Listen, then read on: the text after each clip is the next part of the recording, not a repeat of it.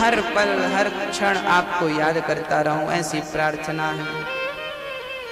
हे गोविंद, भगवान मन के मंदिर में है। भगवान को बाहर ढूंढने से अच्छा है अंदर ढूंढा जाए, अंदर खोजा जाए। जब तक उसे अंदर नहीं देखेंगे तब तक बाहर दिखेगा नहीं। भाई, आपको काखा गाघा आता है कि नहीं? ABCD आता है कि नहीं? आता है।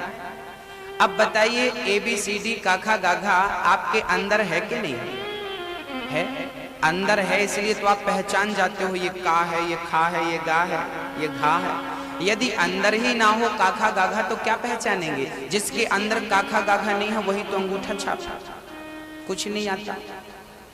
जिसके अंदर काखा गाघा है वो कहीं भी लिखा हो काखा गाघा पहचान लेगा। जिसके अंदर ABCD है वो कहीं भी लिखी हो पहचान लेगा। समझ रहे हैं? अंदर ही नहीं है तो बाहर कैसे नजर आएगी? हमारे अंदर, हमसे चाइना की भाषा नहीं आती, अंदर नहीं है वो तो कुछ भी लिखा रहे हमें समझ में नहीं आता। जो अंदर होता है ना उसे हम बाहर पहचान लेते हैं। ऐसे ही ईश्वर जब अंदर होगा, का अंदर है और कहीं लिखा है का, ओहो ये का लिखा है। अंदर अंदर है तो पहचान लोगे। ईश्वर अंदर होगा तो बाहर नजर आएगा, अंदर ही नहीं होगा नजर कैसे आएगा? है ना? तो ईश्वर को बाहर खोजने की जरूरत नहीं है। ईश्वर को अंदर अंदर देखने की, अपने अंतःकरण में, अपने मन मंदिर में देखने की जरूरत है। अच्छा, काखा गाघा जब पैदा हुए थे तभी से याद है कि किसी ने याद कराया था? हाँ, काखा गाघा का ज्ञान जन्म लेते ही नहीं हुआ आपको, उसका ज्ञान किसी ने कराया था। स्कूल गए थे, मास्टर जी ने ब्लैक बोर्ड में लिख के बताया था ये का है, ये खा है, ये गा है। ऐसे ही जैसे बच्चा पढ़ने गया स्कूल में तो उसे का का बोध हुआ, खा का बोध हुआ, ए का बोध हुआ, बी का बोध हुआ, ऐसे ही आप सत्संग करने आएंगे तो परमात्मा का बोध हो जाएगा।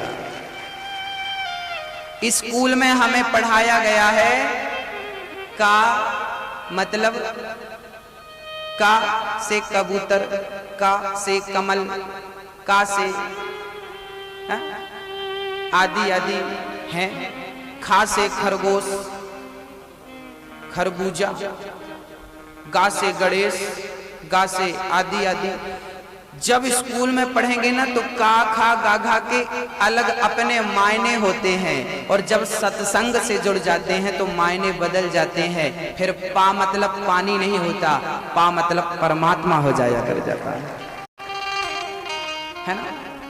पा से फिर पतंग नहीं होता, पा पतंग का पढ़ा था, लेकिन जब ज्ञान हुआ तो पता चला कि पा से सिर्फ पतंग ही नहीं होता, अरे पा से तो परमात्मा भी होता है। ये सत्संग है, बिनु सत्संग विवेक न होई, और राम कृपा बिनु सुलभ न सोई। जैसे बच्चे के अंदर काखा गाघा स्कूल में ही चला गया था, ऐसे सत्संग जब तक नहीं करोगे तब तक भीतर मन तक परमात्मा पहुंच ही नहीं सकता। और सत्संग करोगे तो ये प्रश्न खत्म हो जाएगा कि ईश्वर कहाँ है। फिर आनंद आएगा आपको, फिर हर जगह दिखाई वही दिखाई पड़ेगा, उसके अतिरिक्त तो कुछ नहीं है, कुछ नहीं। ये चित्त है, सबके भीतर विद्यमान है, आत्मा के रूप में, प्रकाश के रूप में। भगवान हमसे एक क्षण के लिए भी अलग नहीं होता भक्तों। ईश्वर सत्य है, चित है, और क्या स्वरूप है उसका? आनंद। भगवान को ना सब चाहते हैं। इस दुनिया में ऐसा कौन है जो भगवान को ना चाहता हो? है कोई ऐसा? आप कहेंगे महाराज हमारे महू में तो 50 नास्तिक मिल जाएंगे जो भगवान को गालियां देते हैं। अब ये तो भगवान को चाहते ही नहीं, भगवान से प्यार करते ही नहीं। अब आप कह रहे हैं भगवान से सब। हाँ, इस दुनिया में ऐसा, चाहे वो अमेरिका का हो, चाहे जापान का हो, चाहे चाइना का हो, चाहे पाकिस्तान का हो, कहीं का भी व्यक्ति हो वो भगवान को चाहता है। हाँ, कोई डायरेक्ट चाहता है, कोई इनडायरेक्ट चाहता है। अच्छा, ईश्वर का नाम क्या है? आज सुन लीजिए, ईश्वर का नाम है आनंद। क्या है? आनंद नंद के आनंद भयो जय कन्हैया लाल की। हाथी दीन्हा घोड़ा दीन्हा और दीन्हा पाल की। क्या है नाम उनका? उनका नाम है कृष्ण कह लो, राम कह लो, आनंद कह लो, ये एक ही के पर्यायवाची हैं। कृष्ण का पर्यायवाची क्या है? कृष्ण का पर्यायवाची है आनंद। आनंद का पर्यायवाची क्या है? कृष्ण। और कृष्ण और आनंद का पर्यायवाची राम। राम कृष्ण आनंद एक ही पर्यायवाची है।